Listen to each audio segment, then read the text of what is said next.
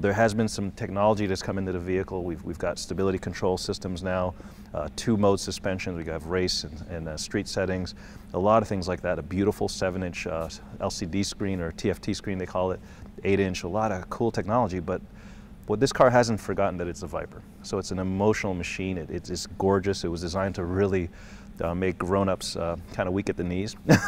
So there's a lot of sculpture.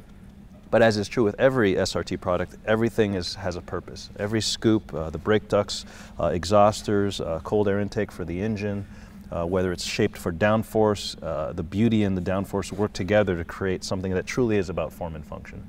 And we really evolved the design of the Viper. We wanted to we had a choice to make whether we would revolutionize it and go a different place, but we chose to evolve it. It has such a presence and such a place in the minds of the enthusiasts that we wanted to kind of carefully move along the aesthetics of the Viper without ever forgetting where we're from. So that's exactly what 2013 Viper's all about.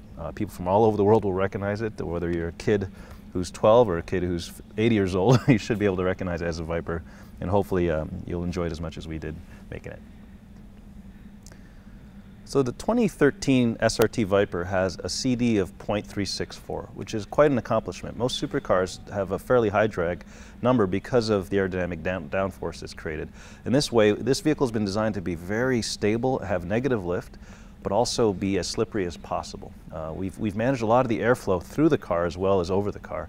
Like the exhauster here, in the past this has been more of an aesthetic detail. Now it actually is really functional. It relieves a lot of pressure from behind the wheel arch and a little heat from the engine bay. We have another wonderful detail here. This is actually a differential cooling duct, which captures a little bit of air that races on the body side of the car, puts it down, not only cooling the differential, but also creating a little bit more pressure to evacuate air underneath the car. This detail here is actually, again, another wheelhouse exhauster that is functional, that relieves pressure. And underneath the vehicle, you can't quite see it, but you can see parts of it. This is what we call a tune diffuser. This actually continues on a few feet underneath the car and really uses that air coming out from under the car to suck it down against the road, at the same time creating the least amount of turbulence possible. But one of the areas of the car that does the most work is actually this integrated spoiler. This is what we call kind of a duckbill spoiler. It's as far back as we can get it, as high up as we can get it, which in the legal dimensions.